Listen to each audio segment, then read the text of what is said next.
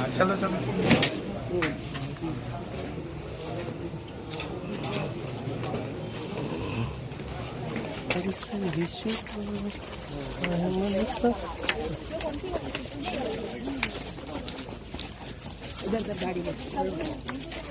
मैं कल दिनांक 7 अप्रैल 2026 को थाना राजौर अंतर्गत ग्राम गोंदीखेड़ी चारण से सूचना प्राप्त हुई थी कि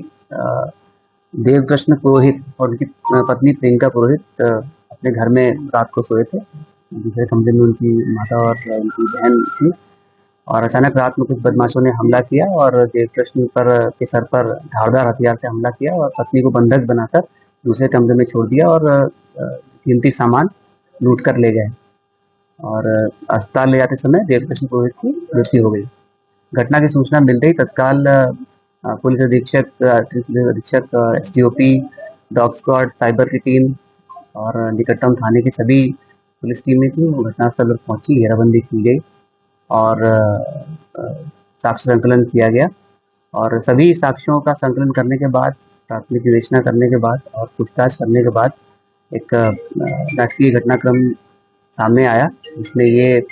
पता चला कि ये लूट अथवा डकैती की घटना ना होते हुए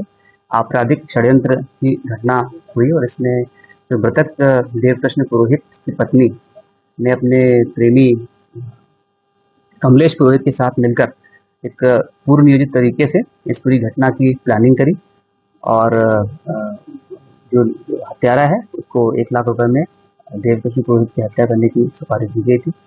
और वो रात्रि में उनकी जानकारी में घटनास्थल पर आया और उसने धारदार हथियार से सोते हुए ही देवकृष्ण पुरोहित की हत्या कर दी और लूट का घटनाक्रम क्रिएट करने की इंटेंशन से इसको देवकृष्ण की पत्नी को बांधकर वहाँ पे दूसरे कमरे में रख दिया और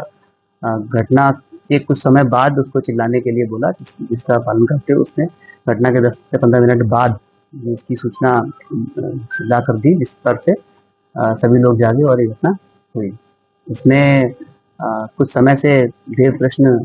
की पत्नी और जो आरोपी कमलेश,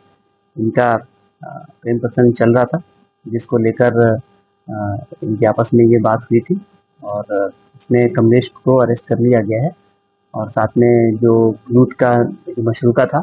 वो भी मृतक की पत्नी प्रियंका पुरोहित की निशानदेही पर उनके घर से ही बरामद कर लिया गया।